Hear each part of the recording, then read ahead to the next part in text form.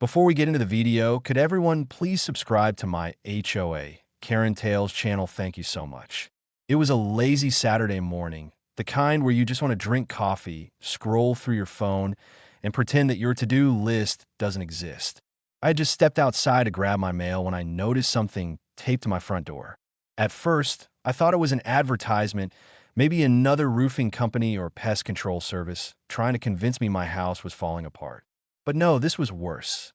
It was a notice from the HOA. I sighed, already dreading whatever nonsense they had cooked up this time. Owning a house in an HOA-controlled neighborhood was like playing a never-ending game where the rules changed every week, and the prize for winning was not getting fined for existing. I unfolded the paper and read it. Violation of pet policy, fine $500. For a moment, I just stood there, blinking at the paper, trying to make sense of it. My dog Max had been in the neighborhood for years without a problem.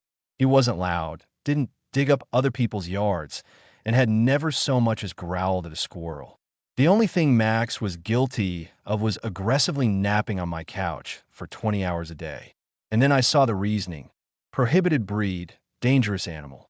I burst out laughing. Max was a corgi, a short, chubby, loaf-shaped ball of pure laziness. If he was a dangerous animal, then I was an Olympic athlete. Just as I was contemplating how ridiculous this was, I heard the voice. Looks like you got the notice. Karen, our ever-so-delightful HOA president, smirked from the sidewalk. Karen was the kind of person who took the idea of community leadership way too seriously. She patrolled the neighborhood like a self-appointed sheriff, armed with a clipboard, a superiority complex, and an uncanny ability to ruin a perfectly good day. Karen, explain to me how my corgi is a dangerous breed, I said, waving the paper. She smiled the way a cat does when it knocks something off a table. Rules are rules. Really? Because I've read the HOA rules, and nowhere does it mention breed restrictions. Karen's expression flickered for a second before she regained her composure. The HOA board recently revised the pet policy for community safety. And when exactly did that happen? A few weeks ago, the board decided that certain breeds could pose a risk to our residents. I scoffed. Max is a corgi. His biggest threat is rolling over too fast and falling off the couch. Karen crossed her arms, undeterred. Some breeds may not look dangerous, but they can be unexpectedly aggressive. I stared at her, waiting for her to realize how insane that sounded. Max's version of aggression was sighing dramatically when I woke him up for a walk. I'd like to see the official policy update, I said. Karen's smirk tightened. The board doesn't distribute documents to individual homeowners, but trust me, it's in effect. Oh, that was how she wanted to play this? Then I guess I'll have my lawyer look into it, I said casually. That wiped the smirk off her face. Your lawyer? Yeah, my brother. He's a lawyer. Gus finds it till they either give in or move out. My jaw clenched. You're kidding. I wish I was. He said a couple of years ago, there was a family that fought back. The HOA dragged it out for months, and they ended up moving just to get away from it. He leaned in slightly, and the worst part? As soon as they left, Karen and her friends bought the house at a foreclosure price. That stopped me cold. Wait, you're telling me they target people on purpose so they can buy up houses cheap? He nodded. Happened at least 3 times that I know of. They fine you over everything. Make your life miserable, and when you can't take it anymore, they swoop in. I felt my stomach tighten with anger. If that was their plan with me, they were in for a rude awakening. Thanks for telling me, I said. Mr. Thompson patted my shoulder. Be careful, kid. They played dirty. Later that day, I sent Ethan everything. The dog fine, the new garbage violation, and what Mr. Thompson had told me. Ethan wasn't just amused anymore. He was angry. This isn't just petty HOA stuff, he said. This is calculated harassment. If they've been pulling this for years, we might be looking at something much bigger than just a fine. I could hear the wheels turning in his head. My brother was like a bloodhound when it came to cases like this. If there was dirt to dig up, he was going to find it. I didn't have to wait long before the HOA came at me again. That evening, I went outside to take Max for a walk, only to find another notice taped to my mailbox. Unapproved vehicle parking, $250 fine. I looked at my driveway. My car was parked exactly where it had been for years. Nothing illegal, Nothing even remotely against any rule. I checked the street. Other cars were parked the same way. No violation stickers on any of them, just mine. I was starting to see the pattern. They were trying to drown me in fines, but they had no idea that I was already 3 steps ahead. I walked back inside, called Ethan, and read him the latest fine. He chuckled. They're making this too easy. Oh, I asked. Yeah, because they're handing us evidence. The more they target only you while ignoring everyone else, the stronger our case for selective enforcement and harassment becomes. So what do I do now? Nothing, he said. Let them keep coming. The more they throw at you, the more they dig their own grave. I smirked. This is going to be fun. The next morning, I was expecting another fine. Instead, I got something even more ridiculous. A note, handwritten, slipped under my door. To all residents, effective immediately, dogs are no longer permitted in common areas of the neighborhood. This includes sidewalks, the park, and any shared spaces. Failure to comply will result in a $1,000 fine. HOA board. I stared at it in disbelief. They weren't just coming after me now. They were trying to change the rules for everyone just to justify their attack. I had no idea that by the time this was over, it wouldn't just be me fighting back. That same evening, I sat on my couch with Max curled up beside me, completely oblivious to the absurd battle being waged over his existence. My phone buzzed. Ethan had sent me a text. Call me. This just got interesting. I dialed him immediately. Tell me you found something that'll make their lives miserable, I said. Ethan chuckled. Oh, you have no idea. First of all, the pet fine is completely illegal. Their bylaws don't mention breed restrictions or weight limits, and changing HOA rules without a community vote is a violation in itself. That alone could get this thrown out. Yeah, I figured as much, I said, but they're not stopping. They hit me with a trash fine, a parking violation, and now they're banning all dogs from common areas. They're making stuff up as they go. That's the best part, Ethan said. It means they're panicking, and when people panic, they make mistakes. I grinned. So what's the plan? First, I'm drafting a formal legal letter challenging their violations. I'll hit them with everything: selective enforcement, harassment, and illegal rule changes. They have no legal ground, and if they don't back off, we take them to court. And if they do back off, I asked, then we still hit them, Ethan said. They need to learn that screwing with the wrong person has consequences. The next day, I printed out Ethan's letter and hand-delivered it to the HOA office. It was a small building next to the neighborhood clubhouse, mostly used for their monthly meetings where they pretended to care about community concerns. I walked in, letter in hand, and found Karen sitting at the desk. She was sipping coffee and scrolling through her phone like she had no actual responsibilities, which, to be fair, she probably didn't. Her eyes flicked up to me, and she smirked. If you're here to pay your fine, I could take a check, she said. I smiled back, enjoying this moment way too much. Actually, I'm here to serve you this. I placed the letter on her desk. Karen's smirk faltered as she picked it up. What is this? Just a little legal notice from my lawyer, I said casually. It outlines all the ways your fines are illegal and how you've been selectively targeting me. You might want to read it carefully before you try slapping me with another nonsense violation. Her face hardened. You think you can just threaten the HOA? Oh, this isn't a threat, I said, enjoying her discomfort. This is a courtesy warning before we take legal action. Karen glared at me, but I could see the slight nervousness in her expression. The board will review this and respond accordingly. Take your time, I said, but don't take too long. My lawyer loves tearing apart HOAs, and he's very good at it. I turned and walked out, feeling Max's tiny victory dance waiting for me back home. The first sign that the HOA was panicking came the next morning. I opened my email and found a message from the HOA board. It was a carefully worded, passive-aggressive response stating that they were reviewing the complaint and considering their legal standing. In other words, they had no idea how to, without incriminating themselves then. Things got interesting a few hours later. I got a call from an unknown number. I almost didn't answer, but curiosity got the better of me. Hello, Mr. Carter. This is Alan Miller. I'm the HOA's legal representative. I'd like to discuss the matter you raised with the board. I grinned. Ah, so they called him back up. Took them long enough. Alan cleared his throat. We believe there's been some misunderstanding. The HOA's actions were taken in accordance with community standards. Yeah, then why do the HOA bylaws contradict everything they're doing? There was a pause. Well, policies evolve over time, and the board has the authority to adjust rules as necessary. Except when they don't, I countered. Changing HOA policies requires a community vote, which didn't happen. Targeting a single homeowner with made-up fines? That's called selective enforcement, the kind of thing that gets HOAs sued and dissolved. Another pause. Mr. Carter, the board is willing to negotiate a resolution. I leaned back in my chair, savoring the moment. Oh, I'm sure they are. But here's the thing. I don't want a resolution. I want accountability. Alan sighed. I strongly advise you to consider resolving this amicably. HOA disputes can be costly. I laughed. I'm not the one who has to worry about that. The call ended with Alan saying they'd be in touch. An hour later, Ethan called. Just got an email from the HOA's lawyer. They're scrambling. Oh, I know they called me. Ethan laughed. Perfect. Let's see how long it takes for them to really screw up. They didn't make us wait long.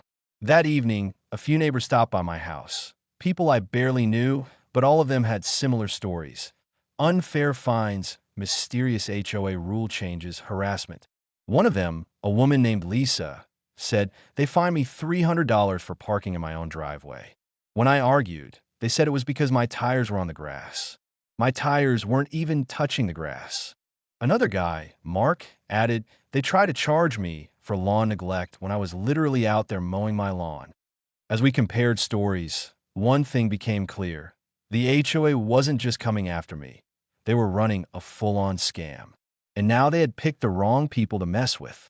The next morning, I stepped outside expecting the usual nonsense.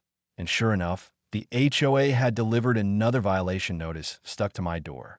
This time, printed in bold red letters, like they thought adding dramatic flair would make it more intimidating. Failure to comply with community pet policies will result in escalated fines and potential legal action. I snorted. Escalated fines? They were making this up as they went. I pulled out my phone and took a picture, sending it straight to Ethan. They're doubling down, he responded within seconds. Good. Let them. The more they push, the worse it'll be for them.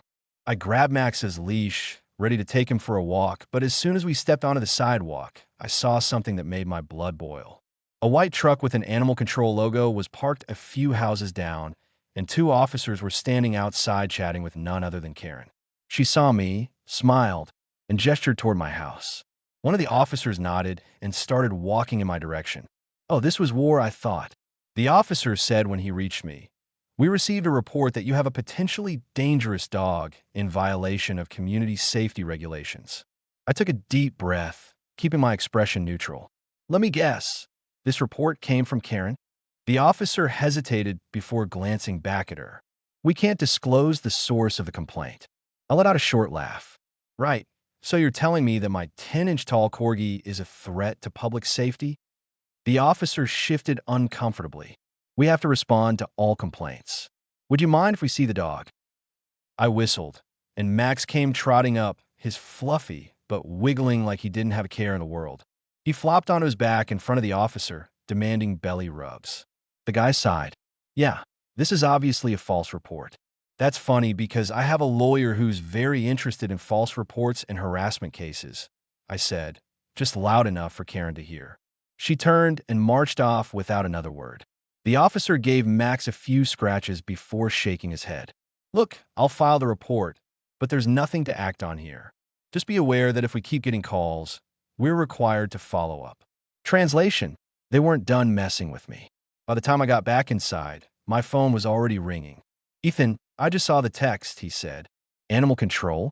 They're really going for it. Yeah, and they failed spectacularly, I said. Max rolled over for belly rubs, and the officer looked like he wanted to quit his job on the spot. Ethan chuckled. They're getting desperate, but they don't realize they're handing us more ammo. False complaints to animal control? That's harassment. I grinned. So what's next? Now we escalate. Ethan filed an official complaint against the HOA, listing selective enforcement, harassment, and fraudulent rule changes. He also requested financial records from the HOA, citing multiple neighbors who had experienced sketchy fines and mystery charges on their bills. That's when things really got interesting. The next day, an emergency HOA meeting was announced, one that was conveniently scheduled for a time when most people were at work. Classic move. But this time, the neighborhood had had enough. People rearranged their schedules, took half days, or just straight up called in sick. By the time I arrived at the clubhouse, it was packed. Karen sat at the front of the room, flanked by a few other HOA board members, looking like a queen addressing her peasants. She cleared her throat and smiled a tight, forced smile. "We understand there have been some concerns raised about recent HOA policies," she said in a tone that suggested she wasn't concerned at all. "We are here to ensure the best for our community." Ethan, sitting beside me, leaned over and muttered, "Watch this." He stood up. "I have a question." Karen's smile flickered. "Questions will be addressed at the end," she insisted. Ethan cut in. "As a legal representative assisting my brother, I'd like to know why the HOA has been selectively enforcing fines without any legal standing." The room went silent. Karen's face paled. "I'm sorry, but HOA matters are handled internally." Ethan pulled out a folder of documents and casually placed it on the table in front of him. "That's interesting because according to these records, the HOA has been issuing fines without due process, fabricating violations, and making unauthorized policy changes without a community vote. Oh, and let's not forget the misuse of HOA funds. Care to explain where all this money has been going?" A collective gasp rippled through the room. Now everyone was paying attention. Karen's mouth opened and closed like a fish, but she had no answer. One of the other board members, clearly not prepared for this level of exposure, blurted out, "We didn't know about the financial discrepancies." Ethan leaned back, smirking. "So there are financial discrepancies?" Karen shot the board member a glare that could melt steel. "That's not what he meant." "Oh, I think it is," Ethan said. "And unless you'd like to explain this to a judge, I suggest you start answering some questions." The meeting descended into chaos. Neighbors started shouting, demanding explanations. Karen tried to regain control, but the damage was done. It was only a matter of time before everything unraveled. The fallout from the HOA meeting was immediate and brutal. The moment Ethan exposed the financial discrepancies, the room turned into a battlefield. Neighbors who had been silently dealing with bogus fines, unexplained rule changes, and Karen's general reign of terror suddenly found their voices. They started shouting, demanding answers, demanding refunds, demanding resignations. Karen, normally composed and smug, looked rattled.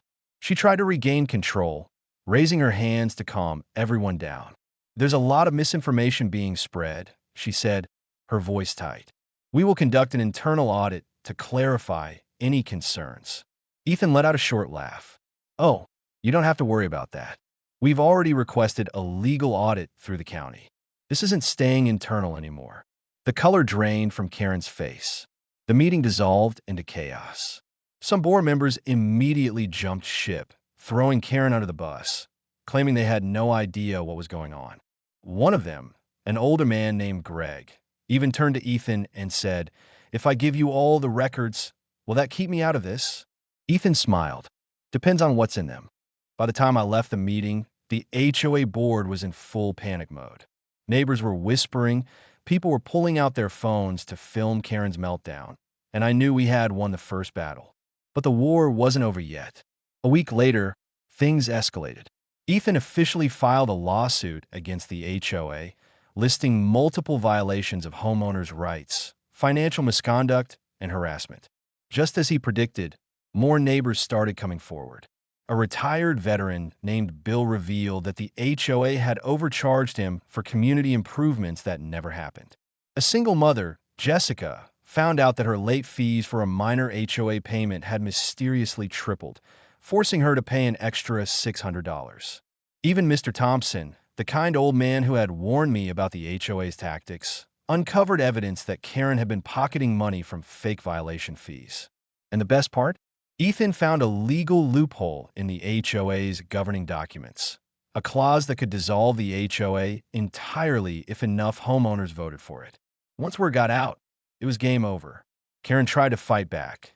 She sent out desperate emails claiming that the HOA was under attack by troublemakers. She tried to intimidate homeowners into siding with her. She even called another emergency meeting to rally support, but no one showed up. A month after the lawsuit was filed, the case was brought before a judge. Ethan presented an airtight argument showing the HOA's pattern of abuse, fraud, and illegal enforcement. The judge didn't even need much time to deliberate the verdict. The HOA was ordered to refund all illegal fines, and Karen was removed as HOA president effective immediately. The remaining board members were required to undergo a financial investigation. And the final nail in the coffin? Because of Ethan's legal discovery, homeowners voted to dissolve the HOA entirely. The neighborhood was finally free. Karen tried one last stunt. She threatened to sue for defamation. Ethan laughed in her face. "Go ahead, just be aware that counter lawsuits are my specialty." She never filed. When it was all over, the neighborhood threw a huge block party to celebrate. The HOA signs came down, the ridiculous fines vanished, and Max got to waddle through the park like the king he was, tail wagging proudly. As I stood there watching neighbors finally relax and enjoy their homes without fear of stupid fines, Ethan clapped me on the shoulder. "Not bad for a dangerous corgi." I grinned. Not bad at all. The days following the verdict were nothing short of glorious. It was like a dark cloud had lifted from a neighborhood. For the first time in years, people weren't afraid to leave their trash bins out an hour late or park their cars in their own driveways without fear of some ridiculous violation. The HOA was officially dead. Karen, of course, didn't go down quietly. She still lurked around, glaring at people as if she still had any authority. But without the HOA backing her, she was just another homeowner. No more fines, no more rule changes, no more nonsense. And it got worse for her. Remember those financial records Ethan exposed? Well, it turns out the county took an interest in them. After a deeper investigation, Karen was charged with fraud. Financial fraud for embezzling HOA funds. She had been pocketing thousands in fake violation fees and shady maintenance charges for years. Her house went up for sale within 2 months. Apparently, her friends on the HOA board cut ties with her the second things went south. With no income, legal fees piling up, and zero control over the neighborhood, she had no choice but to move on. The day she left, dozens of neighbors stood on their lawns watching. No one said a word. No one waved. Max, being the legend that he was, waddled to the edge of the driveway, sat down, and just stared at her a final silent goodbye. Once she was gone, we made things official. The HOA bylaws were shredded, all the pointless rules were erased, and the community voted to never allow another HOA again. It was true freedom. And Max? He got the ultimate reward. The entire neighborhood came together and threw him a most dangerous doll party. Someone even made a tiny gold medal that read, "Neighborhood Menace, First Place." As I stood there watching my so-called dangerous corgi accept belly rubs from at least 10 different people, Ethan leaned over. "You realize," he said, smirking, "if another HOA ever tries to form here, we're going to have to do this all over again." I grinned. "Then I hope they're ready because Max and I, we never lose."